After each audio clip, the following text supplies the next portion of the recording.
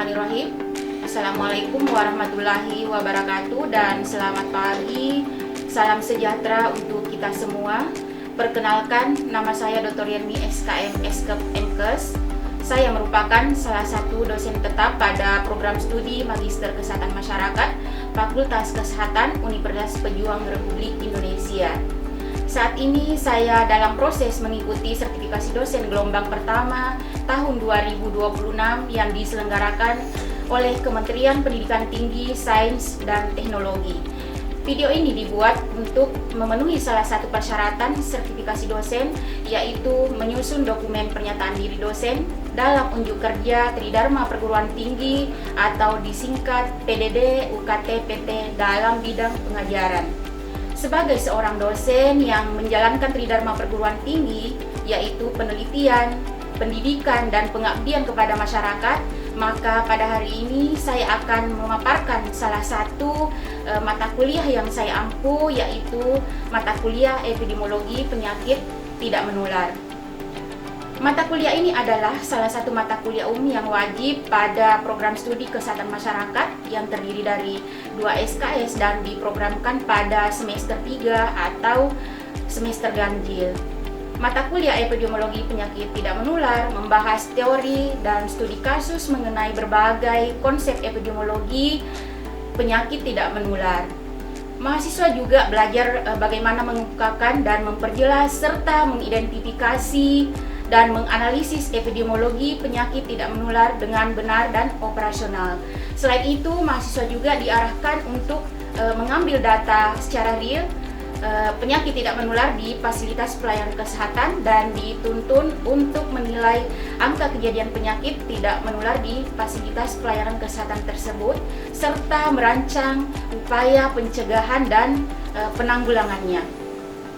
Metode pembelajaran yang saya terapkan melalui ceramah interaktif, diskusi kelompok untuk mendukung kolaborasi mahasiswa dalam menganalisis dan menyelesaikan kasus nyata dan project based learning atau pembelajaran berbasis proyek, sehingga mahasiswa diharapkan mampu mengembangkan kemampuan berpikir kritis, sistematis, serta menunjukkan tanggung jawab profesional dalam merancang sistem pencegahan dan penanggulangan penyakit tidak menular di fasilitas pelayanan kesehatan. Selanjutnya, capaian pembelajaran lulusan pada program studi yang dibebankan pada mata kuliah ini yaitu: pertama, menunjukkan sikap bertanggung jawab atas pekerjaan di bidang keahliannya secara mandiri. Kedua, menguasai konsep teoritis dan dasar-dasar ilmu kesehatan masyarakat. Yang ketiga, mampu menerapkan pemikiran logis, kritis, sistematis, dan inovatif dalam konteks pengembangan atau implementasi IPTEX di bidang kesehatan. Dan yang keempat, mampu mengkaji dan mengembangkan ilmu pengetahuan dan teknologi di bidang kesehatan secara efektif dan efisien. Yang kemudian diturunkan kepada capaian pembelajaran mata kuliah, yaitu menunjukkan sikap bertanggung jawab atas pekerjaan di bidang kesehatan. Yang kedua, mampu menguasai konsep dasar epidemiologi penyakit tidak menular. Dan yang ketiga, mampu menganalisis epidemiologi dari berbagai penyakit tidak menular di Indonesia. Dan yang keempat, mampu mengkarya sistem pencegahan dan penanggulangan penyakit tidak menular di fasilitas pelayanan kesehatan. Yang kemudian diturunkan kepada sub CPMK, yaitu yang pertama, mampu menjelaskan konsep epidemiologi penyakit tidak menular.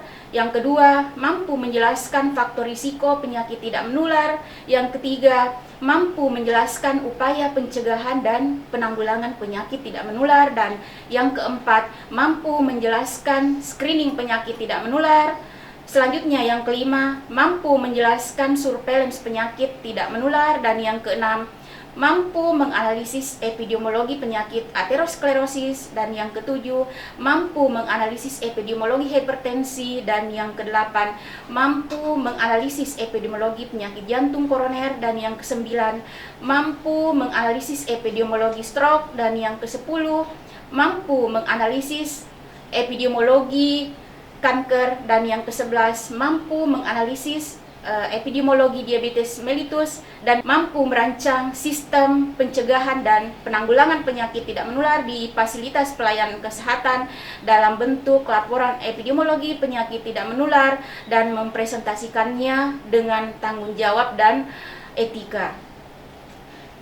Penilaian pada mata kuliah epidemiologi penyakit tidak menular ini mencakup beberapa komponen, yaitu tugas individu sebesar 5%, tugas terstruktur berupa tugas kelompok dengan bobot sebesar 10%, presentasi proyek dengan bobot sebesar 20%, keaktifan di kelas dengan bobot 5%, dan ujian tengah semester atau UTS dengan bobot 30%, serta ujian akhir semester atau UAS dengan bobot sebesar 30% dengan total 100%.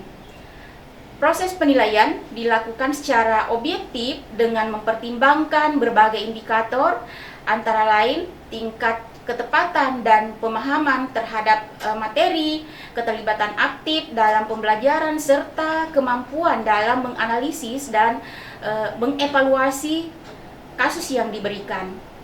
Saya menggunakan rubrik penilaian yang jelas, terukur, dan terbuka, serta menyampaikan hasil evaluasi kepada mahasiswa sebagai bentuk umpan balik untuk mendukung peningkatan kualitas pembelajaran. Melalui pendekatan ini, saya berkomitmen menciptakan proses belajar yang berorientasi pada mahasiswa sekaligus membekali mereka dengan kemampuan berpikir kritis, adaptif terhadap perubahan, dan siap menghadapi tantangan di dunia kerja, khususnya di bidang kesehatan. Baik, untuk tahapan berikutnya, mari kita simak video pembelajaran mata kuliah epidemiologi penyakit tidak menular, yakni pertemuan kedua dengan materi faktor risiko penyakit tidak menular. Bismillahirrahmanirrahim. Assalamualaikum warahmatullahi wabarakatuh.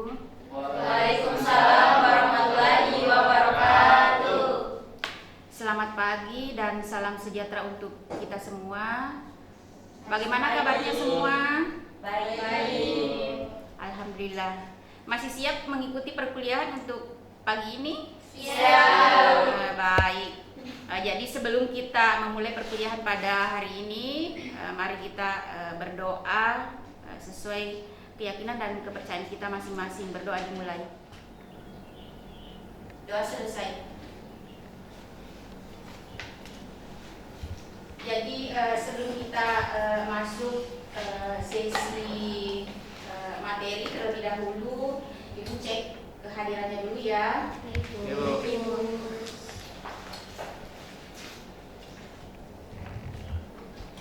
Ada Tesya, Hadir Ibu. Asti, Hadir Ibu. Yusran, Hadir Bu. Alia, Hadir Ibu. Asterius, Hadir. Yusran. Jadi selesai hadir semua ya. Jadi untuk pertemuan kali ini kita akan membahas terkait faktor risiko penyakit tidak menular. Nah, mari kita lihat CPMK-nya. Mahasiswa mampu memahami faktor risiko penyakit tidak menular. Lalu kemudian di sini ada sub CPMK, mahasiswa mampu menjelaskan faktor risiko penyakit tidak menular. Nah, lalu kemudian kita masuk pada tujuan pembelajaran. Di sini ada 8. Yang pertama, mahasiswa mampu menjelaskan sejarah faktor risiko. Lalu kemudian yang kedua, mahasiswa mampu menjelaskan pengertian faktor risiko. Dan yang ketiga, mahasiswa mampu menjelaskan jenis faktor risiko. Dan yang keempat, mahasiswa mampu menjelaskan kegunaan identifikasi faktor risiko. Dan yang kelima, mahasiswa mampu menjelaskan kriteria faktor risiko. Dan yang keenam, mahasiswa mampu menjelaskan contoh faktor risiko. Dan yang ketujuh, mahasiswa mampu menjelaskan cara menentukan besar faktor risiko. Dan yang terakhir, mahasiswa mampu menjelaskan perbedaan risiko dan prognosis. Jadi baik, sebelum kita masuk pada poin inti materi, ada tidak yang bisa jelaskan ke Ibu sejarah dari faktor risiko itu sendiri? Baik, terima kasih atas kesempatan yang diberikan kepada saya. Perkenalkan, nama saya Graciela Christina Rika. Di sini saya akan menjelaskan sejarah faktor risiko. Sejarah yang melatar belakangi konsep risiko penyakit tidak menular (PTM) dan penelitian yang berkaitan dengan konsep epidemiologi penyakit tidak menular adalah Framingham dan studi penelitian multiple risk factor intervention trial atau MRFIT. Atas nama siapa lagi tadi? Graciela Christina Rika. Gracia ya. Jadi intinya sejarah faktor risiko itu sebenarnya berbicara terkait dengan dua arah investigasi medis. Dalam hal ini ada studi prospektif melihat ke depan. Dalam hal ini ada studi Framingham dengan multiple risk factor.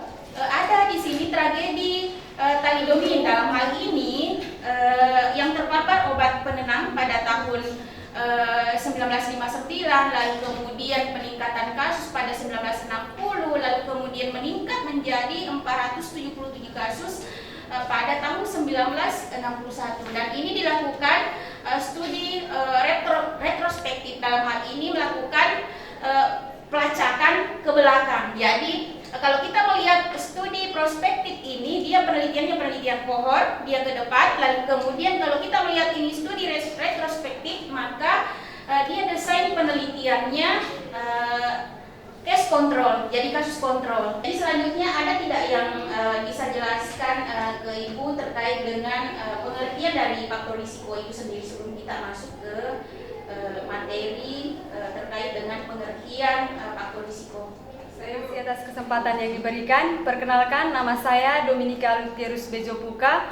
Di sini saya akan menjelaskan terkait apa itu faktor resiko. Jadi, faktor resiko adalah karakteristik, tanda atau kumpulan gejala pada penyakit yang diderita individu yang mana secara statistik berhubungan dengan kejadian pada kasus baru atau individu yang berkelanjutan pada suatu kelompok masyarakat. Kalau kita melihat dari pengertian faktor risiko itu sendiri adalah karakteristik, lalu kemudian ada tanda dan gejala pada individu yang dinyatakan masih sehat yang secara statistik berhubungan dengan peningkatan peluang terjadinya penyakit di masa depan. Jadi karakteristiknya itu apa?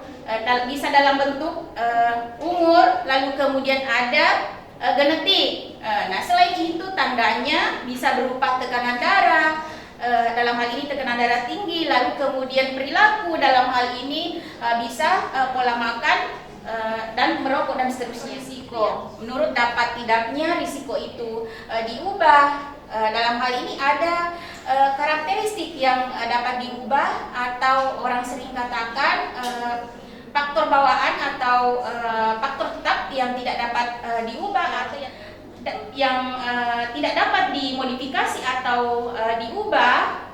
Dalam hal ini salah satunya umur dan genetika atau keturunan. Nah, lalu kemudian kita melihat faktor risiko yang dapat dimodifikasi. Dalam hal ini kita lihat target utama dari ahli kesehatan masyarakat untuk memutus mata rantai ya. Yang pertama ada faktor risiko merokok. Jadi mahasiswa sekalian perlu ingat bahwasannya ini merupakan salah satu faktor risiko yang dapat diubah atau dimodifikasi. Nah, selain merokok ada gaya hidup. Dalam hal ini termasuk kurang gerak. Nah, kurang gerak di sini dalam artian kurang aktivitas fisik. Dalam hal ini kurang dari 150 menit dalam seminggu aktivitasnya. Nah, dengan kejadian hipertensi pada lansia. Nah, bukan hanya kurang aktivitas fisik, tapi kemudian masuk pada obesitas. Dalam hal ini berkaitan dengan pola makan yang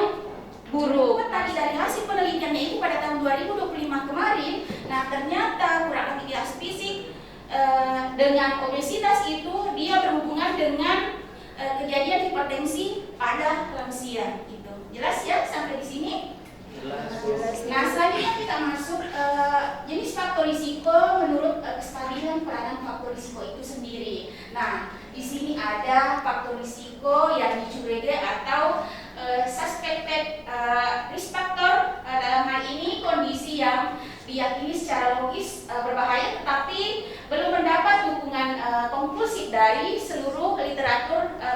variasi kejadian penyakit, karena ini sudah dilakukan penelitian. Nah, ini salah satu contohnya status mutlak rokok sebagai faktor risiko utama dalam hal ini kejadian kanker paru. Jelas sampai di sini? Jadi baik, kita lanjut. Mari kita lihat kegunaan dari identifikasi faktor risiko itu sendiri. Yang pertama di sini ada prediksi bagaimana meramalkan angka kejadian penyakit ke depan. Dalam hal ini ada salah satu contoh di sini, perokok berat memiliki risiko 10 kali lipat menderita kanker paru dibanding bukan perokok. Nah, ini kita lihat yang kedua, kegunaan yang kedua untuk mengetahui penyebab atau kausalitasnya, dan yang ketiga untuk mempermudah dalam diagnosis begitu, dan yang keempat sebagai upaya pencegahan dalam hal ini memungkinkan penanggulangan dan pemutusan rantai penyakit sejak awal ya, dan bahkan sebelum mekanisme biologis penyakit tersebut dipahami sebelumnya. Dan kita lihat di sini sungguhnya ada 9, tapi kemudian pilar menjadi 3. Ada pilar data dan statistik, lalu kemudian ada pilar logika dan fakta di lapangan, dan ada pilar sains dan biologi. Mari kita lihat, ini ada kekuatan hubungan, lalu kemudian seberapa besar angka rasionya. Dalam hal ini bisa saja dia odd ratio. Kemudian di pilar sainsnya itu ada kelayakan biologis, lalu kemudian koherensi dan spesifitas. Yang studi prospektif, jadi kita melihat ke depan, dalam hal ini salah satunya penelitian kohort. Nah, lalu kemudian untuk melihat ini, jadi semuanya ini bisa dibandingkan ya. Jadi bisa saja ini 1 banding 1 dan 1 banding 2 atau 1 banding 3. Jelas ya?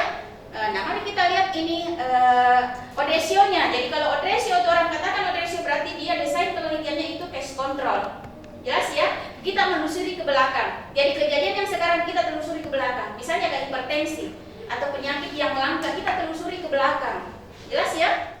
Itulah tadi materi untuk perkuliahan kita pada hari ini, dan kalau ada yang mau bertanya disilahkan. Nama saya Astri Serbulu. Saya mau bertanya, coba jelaskan faktor risiko menurut dapat tidaknya diubah atau dimodifikasi. Terima kasih atas waktu dan kesempatan yang diberikan kepada saya. Sebelum itu perkenalkan, nama saya Astiana Malo. Di sini saya akan menjawab pertanyaan dari saudara Asterius dengan coba jelaskan ulang dari jenis faktor risiko menurut dapat tidaknya diubah. Nah, seperti yang diketahui ada beberapa faktor dari mana sisi dilihat faktor risiko diamati. Nah, ada 2 faktor. Yang pertama faktor bawaan atau tetap. Nah, definisi karakteristik yang tidak dapat diubah secara intervensi medis maupun sosial. Misalnya umur, genetik, dan keturunan. Nah, yang kedua ada faktor dinamis, yang artinya faktor yang dapat diubah. Nah, definisi target utama ahli bagi kesehatan masyarakat untuk memutus rantai penyakit karena dari sisi bisa dimodifikasi.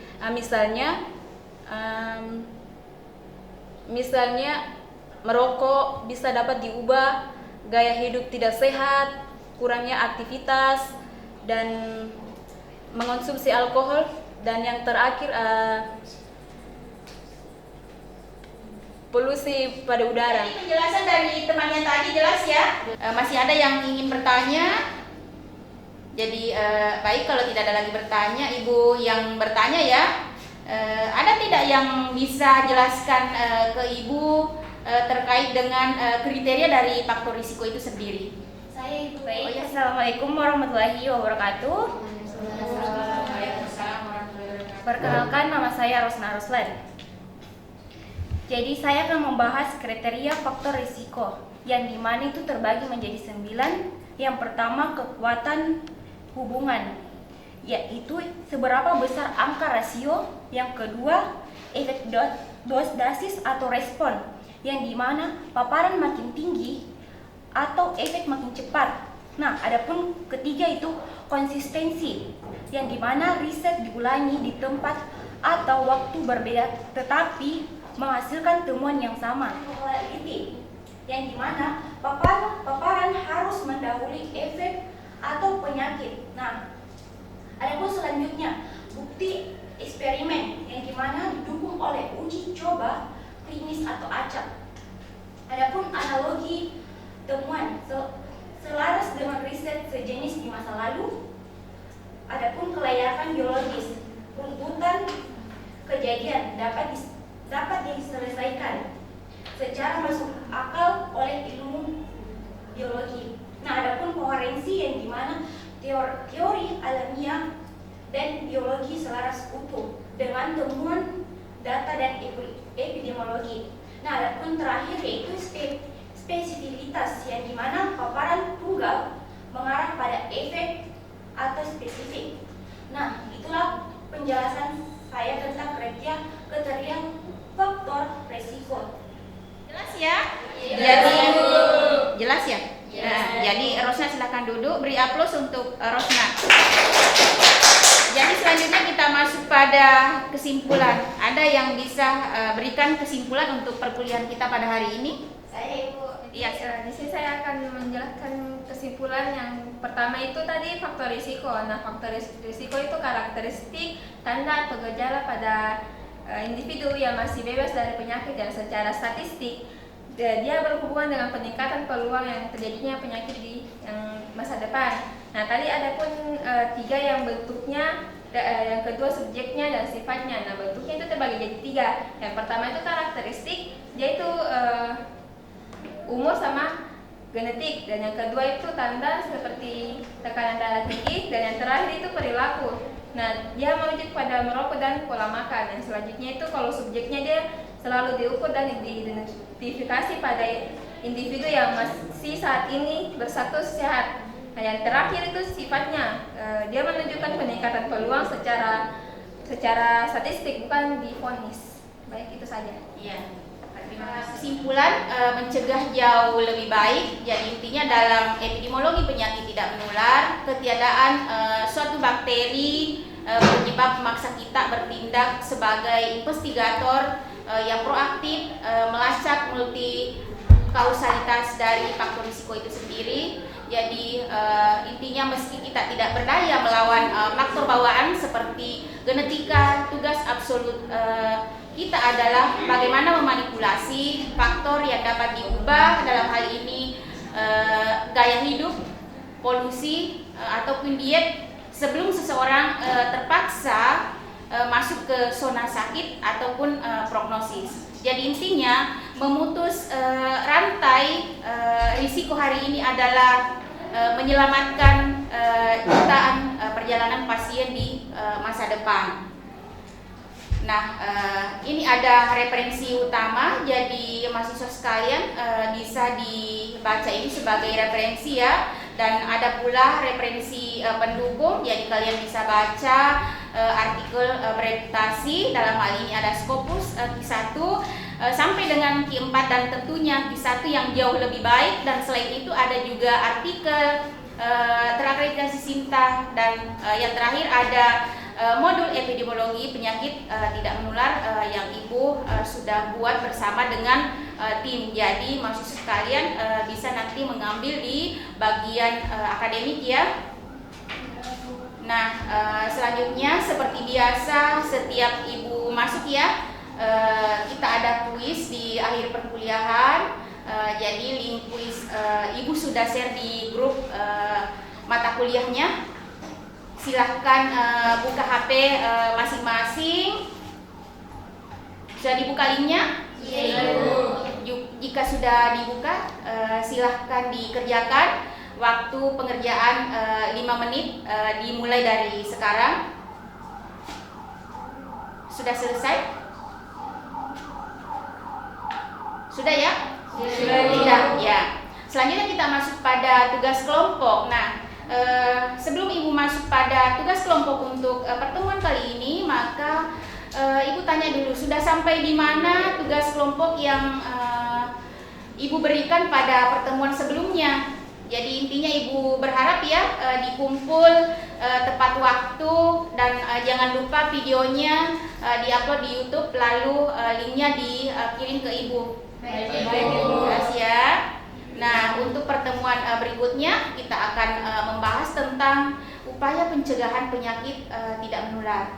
Jadi silahkan dipelajari sebagai bahan referensi untuk didiskusikan pada pertemuan berikutnya. Baik Ibu, masih ada yang ingin bertanya, jadi Ibu masih kasih waktu ya. Kalau masih ada yang bertanya sebelum kita tutup. Tidak ada. Jadi jika tidak ada lagi yang ingin bertanya, maka untuk pertemuan kali ini kita cukupkan sampai di sini. Terima kasih atas perhatiannya. Billahi taufiq wal hidayah. Wassalamualaikum warahmatullahi wabarakatuh. Waalaikumsalam warahmatullahi wabarakatuh.